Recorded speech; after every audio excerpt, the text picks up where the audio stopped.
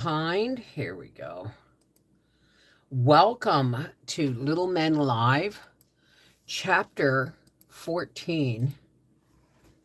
I think it's 14. Hang on a second. What's the last one we read? Chapter 13 was Goldilocks. Okay. Hi, everybody. Welcome to Little Men Live. I am your hostess. And I'm sorry if I'm running late, but that's just the way things are going for me today. It's just the way. Hey, how's it going, Seashell? Aloha, darling. All right. That's why that's doing that. Okay. All right. Little Men Live, chapter 14, Damon and Pythias. I think that's how that's pronounced. All right. Set some things around here. Hey, Mama Dukes, Paulette. All right, here we go. Mrs. Bear was right. Peace was only a temporary lull. A storm was brewing, and 2 days after Bess left, a moral earthquake shook Plumfield to its center. Tommy's hens were at the bottom of the trouble, for they had not persisted in laying so many eggs. He could not have sold them, for if they had not persisted in laying so many eggs, he could not have sold them and made such sums. Money is the root of all evil, and I'm going to tell you, folks, that's a lie. It's greed is the root of all evil, not money. And greed doesn't necessarily take the form of money, but money is the root of all evil, and yet it is such a useful root that we cannot get on without it in any more than we can without potatoes. Tommy certainly could not, for he spent his income so recklessly that Mr. Bear was obliged to insist on a savings bank and presented him with a private one, an imposing tin edifice with the name over the door and a tall chimney down which the pennies were to go. There to rattle temptingly till leave was given to open a sort of trap door in the floor. The house increased in weight so rapidly that Tommy soon became satisfied with his investment and planned to buy unheard of treasures with his capital. Hey, Linda. Hey, Diane. Okay.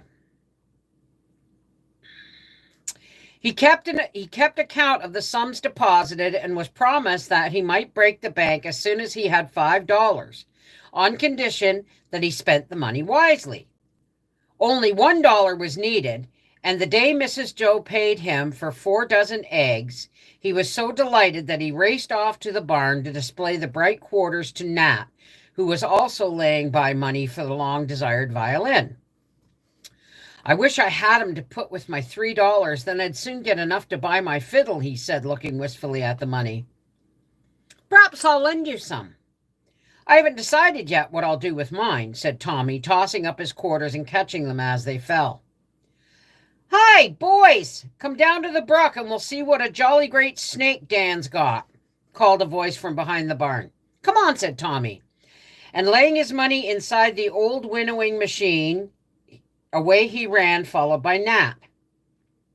How about that money comes up missing? How much you want to bet?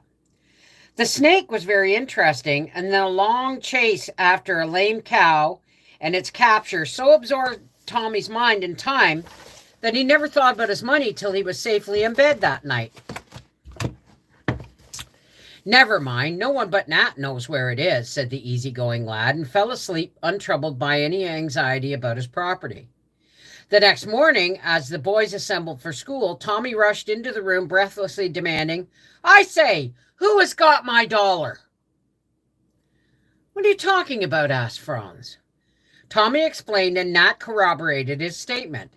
Everyone else declared they knew nothing about it and began to look suspiciously at Nat, who got more and more alarmed and confused with each denial.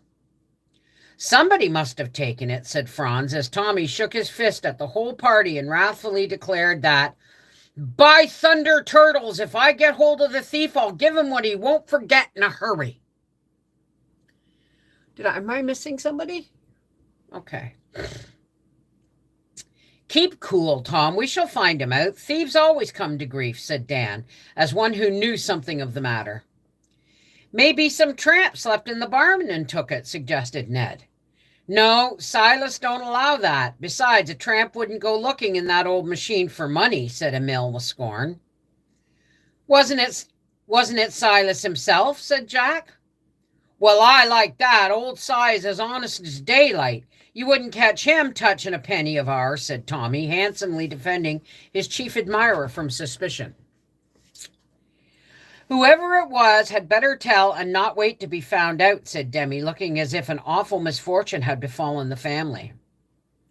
I know you think it's me, broke out Nat, red and excited. Well, you're the only one who knew where it was, said Franz. I can't help it. I didn't take it. I tell you I didn't, cried Nat in a desperate sort of way.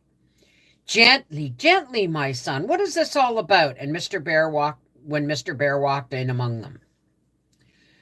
Tommy repeated the story of his loss. As he listened, Mr. Bear's face grew graver and graver, for with all their faults and follies, the lads till now had been honest. Take your seats, he said. And when all were in their places, he added slowly, as if his excuse me.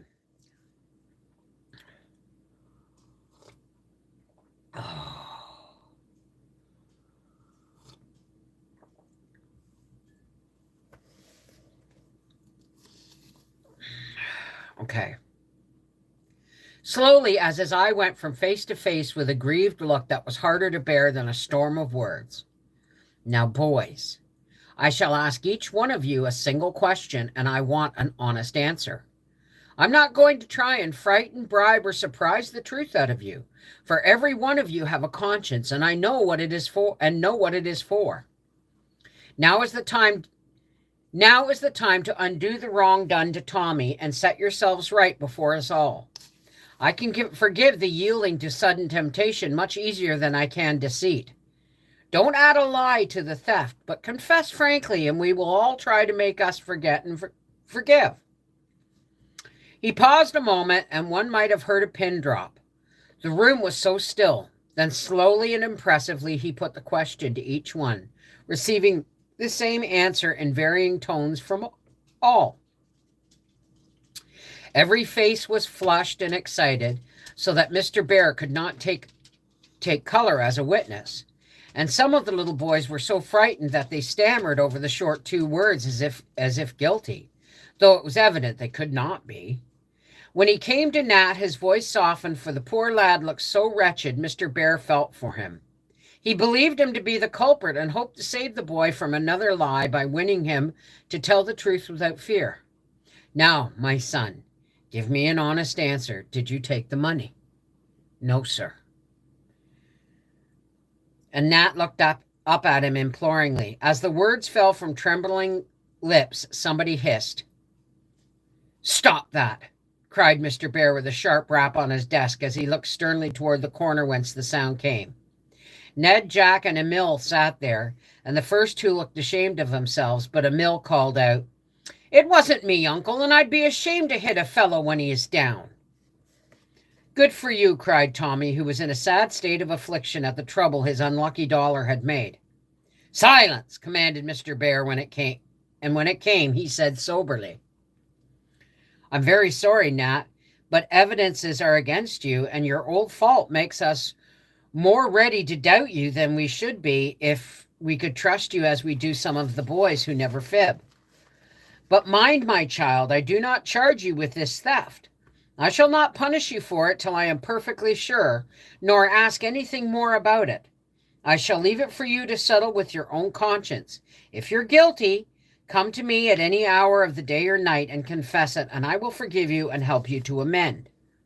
If you are innocent, the truth will appear sooner or later, and the instant it does, I will be the first to beg your pardon for doubting you, and will so gladly do my best to clear your character before us all. I didn't, sobbed Nat. with his head down upon his arms, for he could not bear the look of distrust and dislike which he read in the many eyes fixed upon him. I hope not. Mr. Bear paused a minute, as if to give the culprit, whoever he might be, one more chance. Nobody spoke up. However, and only sniffs of sympathy from some of the little fellows broke the silence. Mr. Bear shook his head and added regretfully, "There is nothing more to be done then, and I have but one thing to say, and I shall not speak of this again, and I wish you all follow my example. I cannot expect you to feel as kindly toward anyone whom you suspect as before this happened, but I do expect and desire that you will not torment the suspected person in any way. He will have a hard enough time without that. Now go to your lessons." "Father Bear let Nat off too easy," muttered Ned to Emil as they got out their books. "Hold your tongue," growled Emil, who felt that this event was a blot upon the family honor. Many of the boys agreed with Ned, but Mr. Bear was right, nevertheless, and Nat would have been wiser to confess on the spot and have the trouble over, for even the hardest whipping he ever received from his father was far easier to bear than the cold looks, the avoidance, and the general suspicion that met him on all sides. If ever a boy was sent to Coventry and kept there, it was poor Nat, and he suffered a week of slow torture, though not a hand was raised against him and hardly a word said.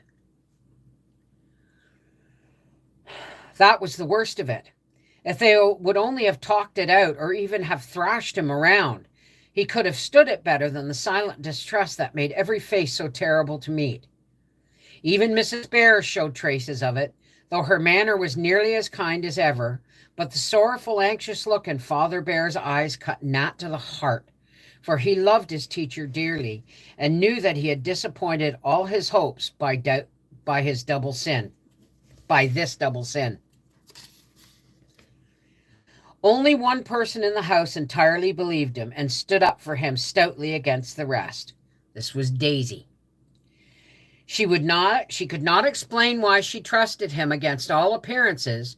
She only felt that she could not doubt him, and her warm sympathy made her strong to take his part, for she would not hear a word against him from anyone, and actually slapped her beloved Demi when he tried to convince her that it must have been Nat, because no one else knew where the money was. "Maybe the hens ate it. They're greedy old things," she said, and when Demi laughed, she lost her temper, slapped the amazed boy, and then burst out crying and ran away, still declaring, He didn't! Neither aunt nor uncle tried to shake the child's faith in her friend, but only hoped her innocent instinct might prove sure, and loved her all the better for it. Nat often said after it was over that he couldn't have stood it if it had not been for Daisy. When the others shunned him, she clung to him closer than ever and turned her back on the rest. She did not sit on the stairs now when he solaced himself with the old fiddle, but went in and sat beside him, listening with a face so full of confidence and affection that Nat forgot disgrace for a time and was happy. She asked him to help her with her lessons. She cooked him marvelous messes in her kitchen, which he ate manfully, no matter what they were, for gratitude gave a sweet flavor to the most distasteful. She proposed impossible games of cricket and ball, and then she found that he shrank from joining the other boys. She put little nosegays from her garden on his desk and tried in every way to show that she was not a fair weather friend, but a faithful through evil as well as good repute.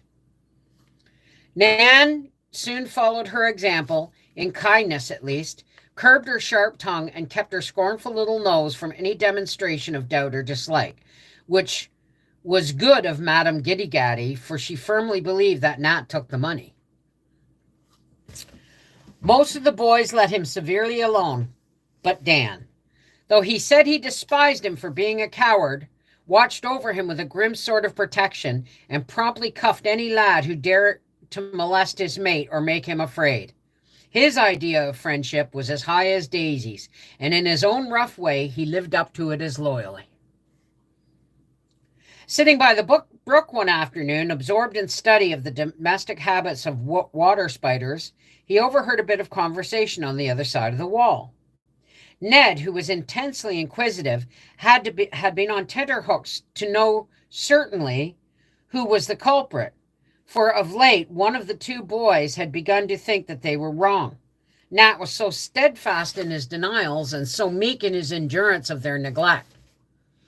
This doubt had teased Ned past bearing, and he had several times privately beset Nat with questions regardless of Mr. Bear's express command. Finding Nat reading alone on the shady side of the wall, Ned could not resist stopping for a nibble at the forbidden subject. He had worried Nat for some 10 minutes before Dan arrived, and the first words the spider student heard were these in Nat's impatient, pleading voice. Don't, Ned. Oh, don't. I can't tell you because I don't know. And it's mean of you to keep nagging at me on the sly when Father Bear told you not to plague me. You wouldn't dare to if Dan was around. I ain't afraid of Dan. He's nothing but an old bully. Don't believe but what he took Tom's money, and you know it, and won't tell. Come on.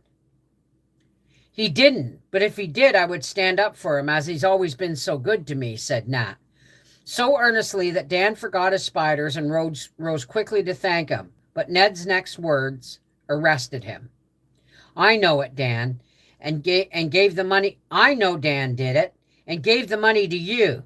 Shouldn't wonder if he got his living picking pockets before he came here, for nobody knows anything about him but you, said Ned, not believing his own words, but hoping to get the truth out of Nat by making him angry. He succeeded in the part of his ungenerous wish, for Nat cried out fiercely, If you say that again, I'll go and tell Mr. Bear all about it. I don't want to tell tales, but by George, I will if you don't let Dan alone. Excuse me. Then you'll be a sneak as well as a liar and a thief, began Ned with a jeer. For Nat had borne insult to himself so meekly, the other did not believe he would dare to face the master just to stand up for Dan. What he might have added, I cannot tell you, for the words were hardly out of his mouth when a long arm from behind him took him by the collar and, jerking him over the wall in a most promiscuous way, landed him with a splash in the middle of the brook. Say that again and I'll duck you till you can't see, cried Dan, looking like a modern Colossus of Rhodes as he stood with a foot on either side of the narrow stream, glaring down at the discomfited youth in the water. I was only in fun, said Ned. You're a sneak. You are a sneak yourself to badger Nat around the corner. Let me catch you at it again, and I'll souse you in the river next time. Get up and clear out, thundered Dan in a rage. Ned fled, dripping, and his impromptu sitz bath evidently did him good, for he was very respectful to both boys after that and seemed to have left his curiosity in the brook.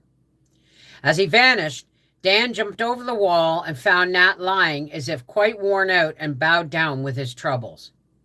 He won't pester you again, I guess. If he does, just tell me and I'll see to him, said Dan, trying to cool down. I don't mind what he says about me so much. I've got used to it, answered Nat sadly. But I hate to have him pitch into you. How do you know he isn't right? Asked Dan, turning his face away. What, about the money? Cried Nat, looking up with a startled air. Yes, but I don't believe it. You don't care for money. All you want is your old bugs and things, and Nat laughed incredulously. I want a butterfly net as much as you want a fiddle. Why shouldn't I steal the money for it as much as you? Said Dan, turning away and busily punching holes in the turf with his stick. I don't think you would. You like to fight and knock folks around sometimes, but you don't lie, and I don't believe you'd steal. And Nat shook his head decidedly. I've done both. I used to fib like fury, and it's too much trouble now. And I stole things to eat out of gardens and when I ran away from Paige. So you see, I am a bad lot, said Dan, speaking in rough, reckless way which he had been learning to drop lately. Oh, Dan, don't say it's you. I'd rather have any of the other boys, cried Nat in such a distressed tone that Dan looked pleased and showed that he did by turning around with a queer expression on his face, though he only answered, I won't say anything about it, but don't you fret. We'll pull through somehow, see if we don't. The fact that Nat turned to him and said, don't say it was you, proves that he didn't do it. Because if he could even think that somebody else did it, means he didn't do it himself, right?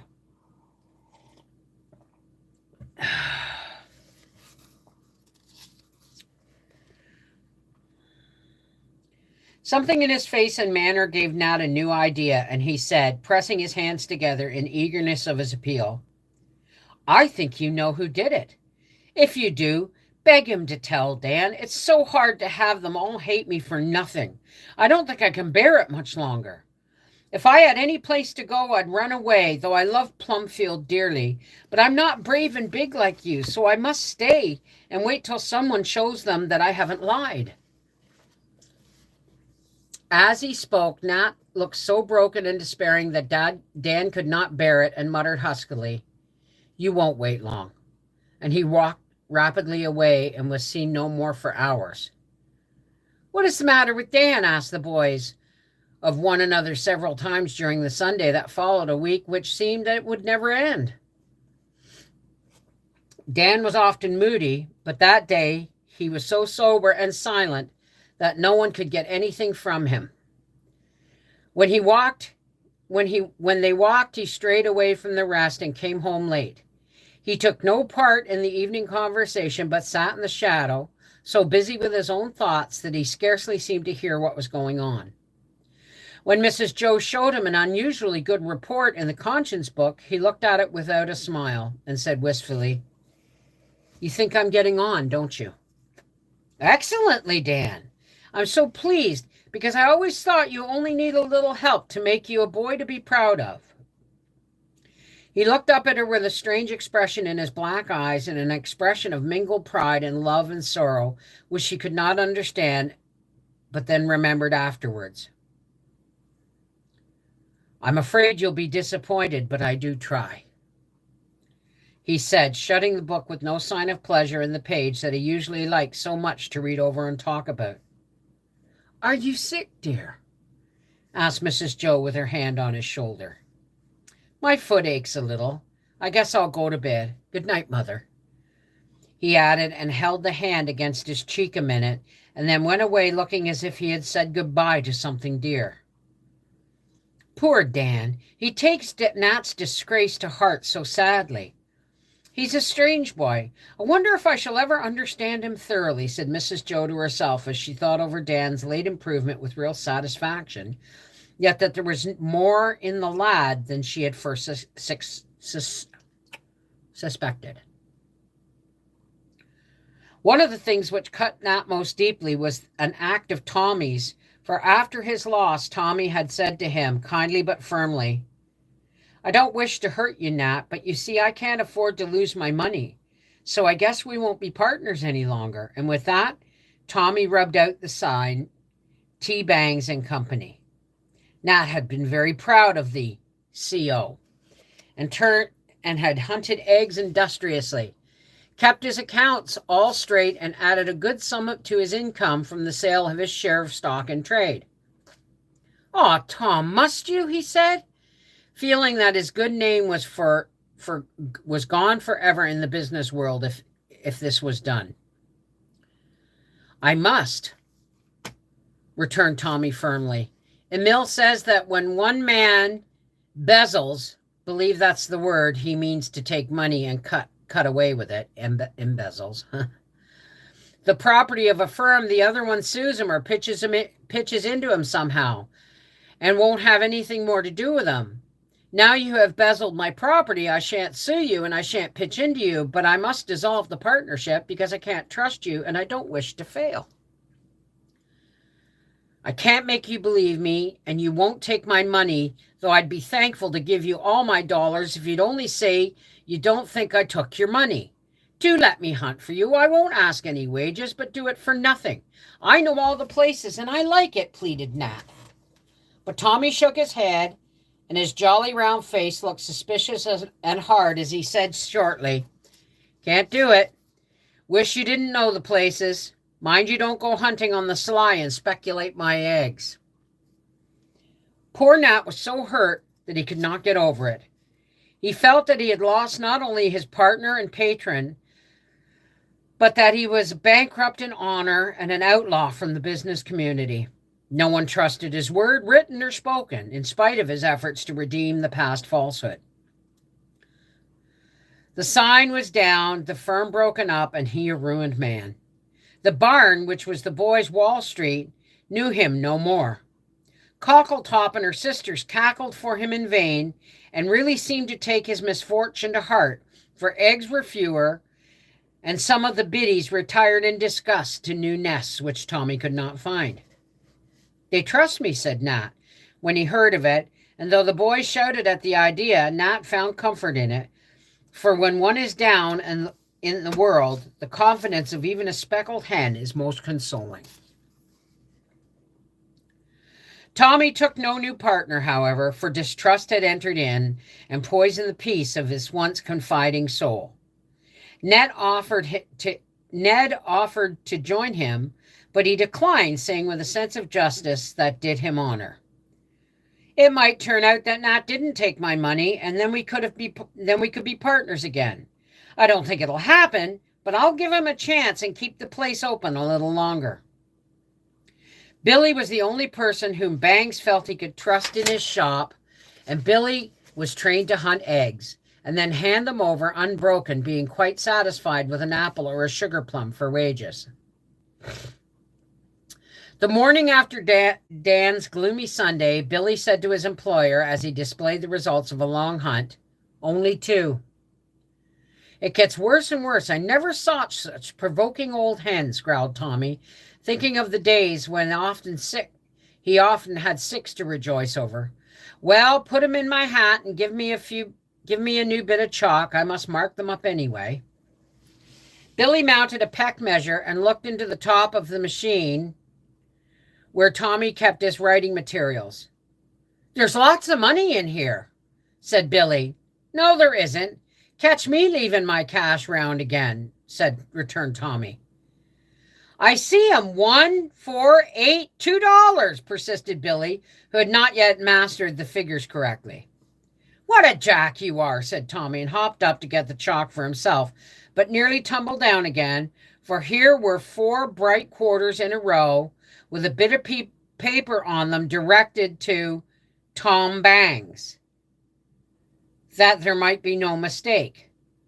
"Thunder turtles!" cried Tommy, seizing them when he dashed into the house, bawling wildly, "It's all right! Got my money! Where's Nat?" He was soon found, and his purpose and pleasure were so genuine that few doubted his word when he now denied all knowledge of the money. "How could I put it back when I didn't take it? Do you believe me now, and be good to me again?" He said so imploringly that Emil slapped him on the back and declared he would for one. "So will I, and I'm jolly glad it's not you. But who the dickens is it?" said Tommy after shaking hands heartily with Nat. "Never mind as long as it's found," said Dan with his eyes fixed on Nat's happy face. "Well, I like that. I'm not going to have my things hooked and then brought back like juggling man's tricks," cried Tommy, looking at his money as if he suspected witchcraft. "We'll find him out somehow, though he was sly enough to print this so his writing wouldn't be known," said Franz, examining the paper. "Demi prints tip-top," put in Rob, who had a not very clear idea what the fuss was all about. "You can't make me believe it's him, not if you talk till you're blue," said Tommy, and the others hooted at the mere idea, for the little deacon, as they called him, was above suspicion, being Demi. Nat felt the difference in the way he spoke of Demi and himself, and would have given all he had or ever hoped to have him to be so trusted, for he had learned how easy it is to lose the confidence of others.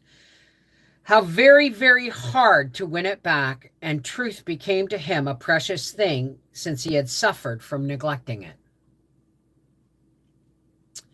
Mr.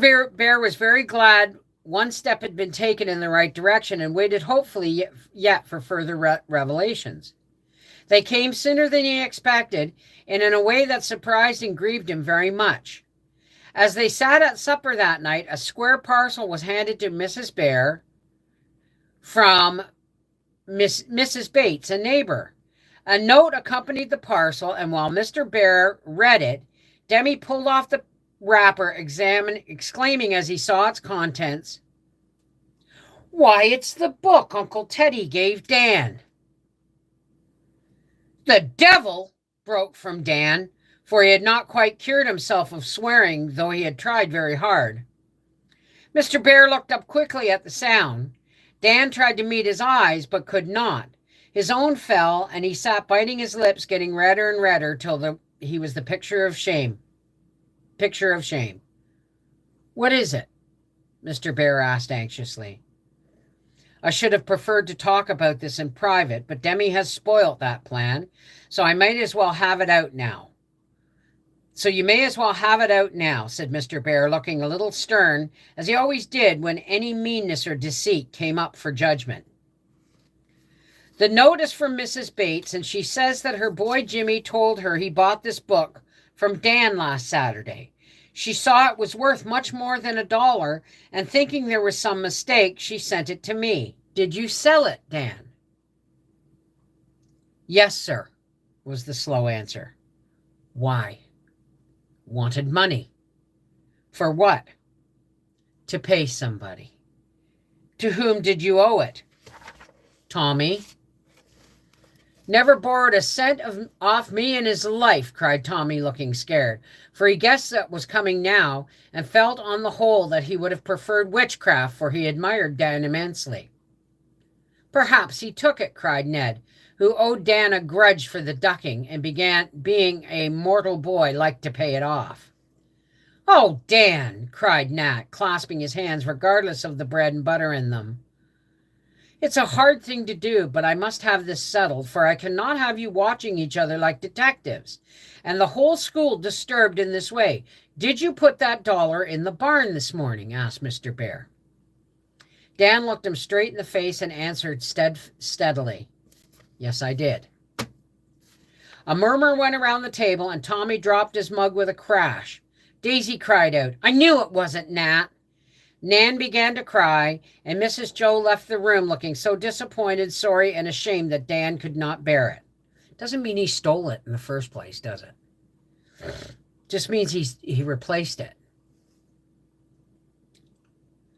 He hid his face in his hands a moment, then threw up his head, squared his shoulders as if settling some load upon them, and said with the dogged look and half resolute, half reckless tone that he had used when he first came, "I did it.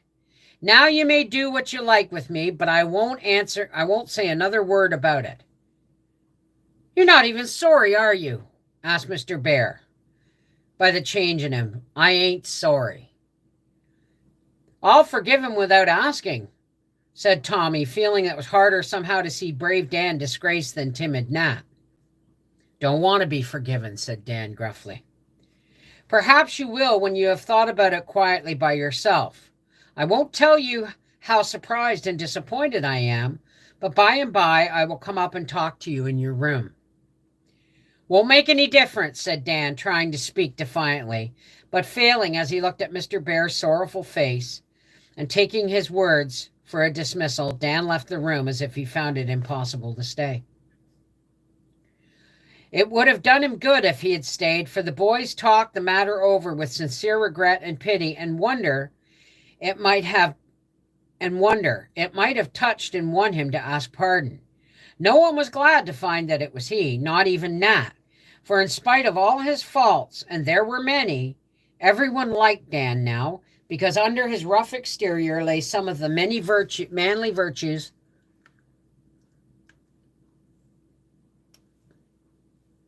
which we most admire and love.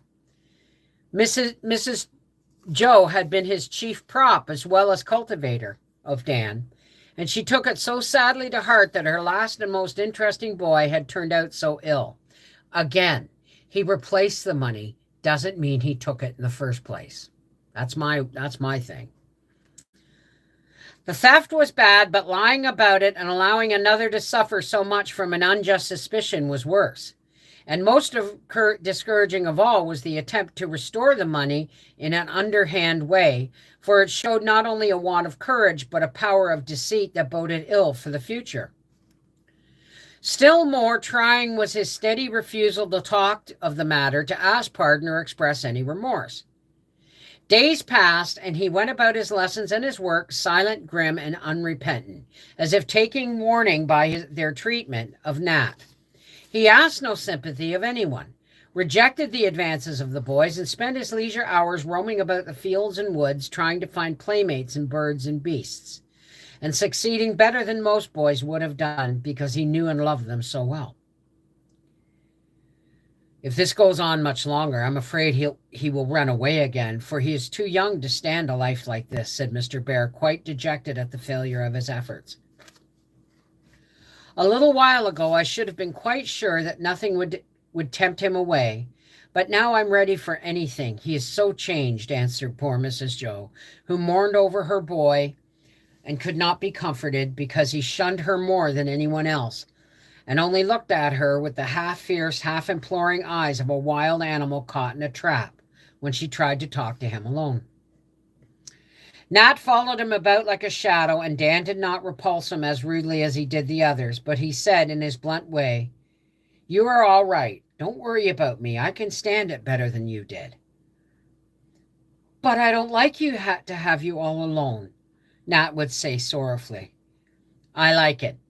And Dan would tramp away, stifling a sigh, sometimes, for he was lonely.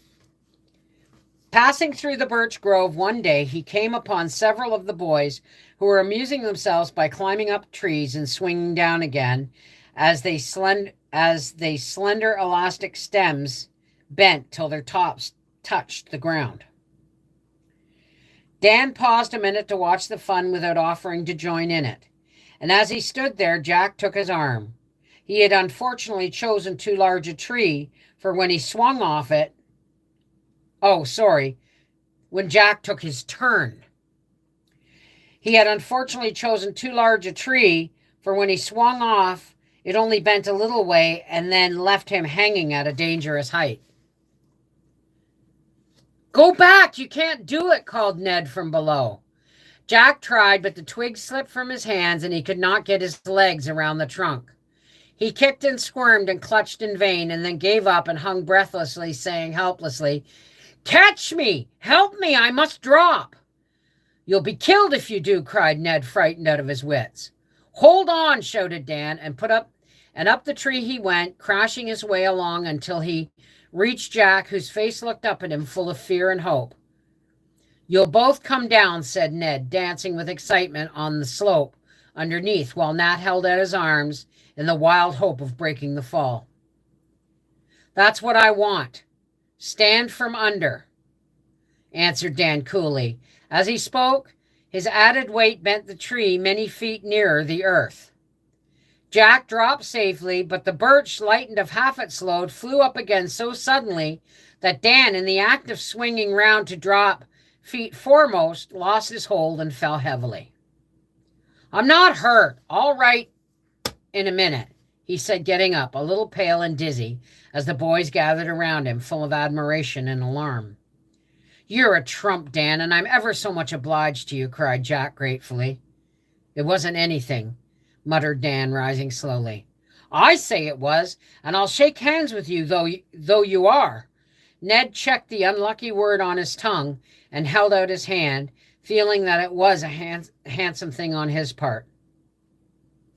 "But I won't shake hands with a sneak." And Dan turned his back with a look of scorn that caused Ned to remember the brook and retire with undignified haste. "Come home, old chap. I'll give you a lift." And Nat walked away with him, leaving the others to talk over the feat together, to wonder when Dan would come round, and to wish one and all that Tommy's confounded money had been in Jericho before it made such a fuss. When Mr. Bear came into the school the next morning, he looked so happy that the boys wondered what had happened to him and really thought he had lost his mind when they saw him go straight to Dan and, taking him by both hands, say all in one breath as he shook them heartily, "I know all about it, and I beg your pardon. It was like you to do it, and I love you for it, though it's never right to tell lies, even for a friend." "What is it?" cried Nat, for Dan had not said a word, only lifted up his head as if a weight of some sort had fallen off his back. Dan did not take Tommy's money, and Mr. Bear quite shouted it. He was so glad. "Who did?" cried the boys in chorus. Mr. Bear pointed to one empty seat, and every eye followed his finger, yet no one spoke for a minute, they were so surprised. "Jack went home early this morning, but he left this behind him." And in the silence, Mr. Bear read the note which he had found tied to his door handle when he rose. "I took Tommy's dollar. I was peeking in through a crack, and I saw him put it there. I was afraid to tell before, though I wanted to. I didn't care so much about Nat, but Dan is a trump, and I can't stand it any longer. I never spent the money. It's under the carpet in my room, right behind the washstand. I'm awful sorry. I'm going home and don't think I shall ever come back, so Dan may have my things." "Jack!" It was not an elegant confession, being badly written, much blotted and very short, but it was a precious paper to Dan, and when Mr. Bear paused, the boy went to him, saying in a rather broken voice, but with clear eyes, and the frank, respectful manner he had tried to teach him, "I'll say I'm sorry now and ask you to forgive me, sir." "It was a kind lie, Dan, and I can't help forgiving it, but you see it did no good," said Mr. Bear with a hand on either shoulder and a face full of relief and affection. "If it kept the boys from plaguing Nat, and that's why I did it. It made him right down miserable. I didn't care so much," explained Dan, as if glad to speak out after a hard silence. "How could you do it?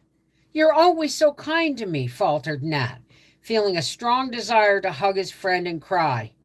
Two girlish performances which would have scandalized Dan to the last degree. "It's all right now, old fellow. Don't be a fool," he said, swallowing the lump in his throat and laughing out as he had not done for weeks. "Does Mrs. Bear know?" he asked eagerly.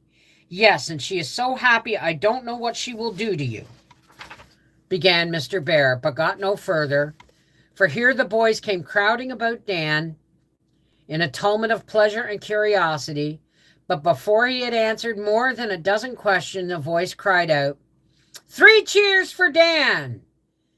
And there was Mrs. Joe in the doorway, waving her dish towel and looking as if she wanted to dance a jig of joy, as she used to do when she was a girl. "Now then," cried Mr. Bear, and let off a rousing hurrah, which startled Asia in the kitchen and made old Mr. Roberts shake his head as he drove by, saying, "Schools are not what they were when I was young." Dan stood it pretty well for a minute, but the sight of Mrs. Joe's delight upset him, and he suddenly bolted across the hall into the parlor, whither she instantly followed, and neither were seen for a half an hour. Mr. Bear found it very difficult to calm his excited flock, and seeing that lessons were an impossibility for a time, he caught their attention by telling them the fine old story of the friends whose fidelity to one another has made their names immortal. The lads listened and remembered, for just then their hearts were touched by the loyalty of a humbler pair of friends. The lie was wrong, but the love that had prompted it and the courage that bore it in silence, the disgrace which belonged to another, made Dan a hero in their eyes. Honesty and honor had a new meaning now, and a good name was more precious than gold. For once lost, money could not buy it back. And faith in one another made life smooth and happy as nothing else could.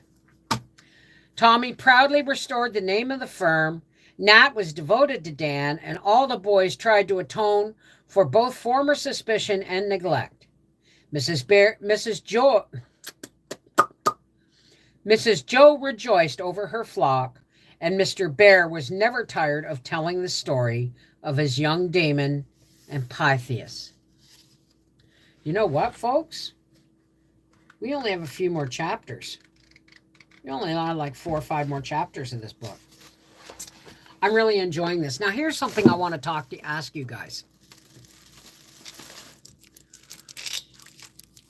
Oh.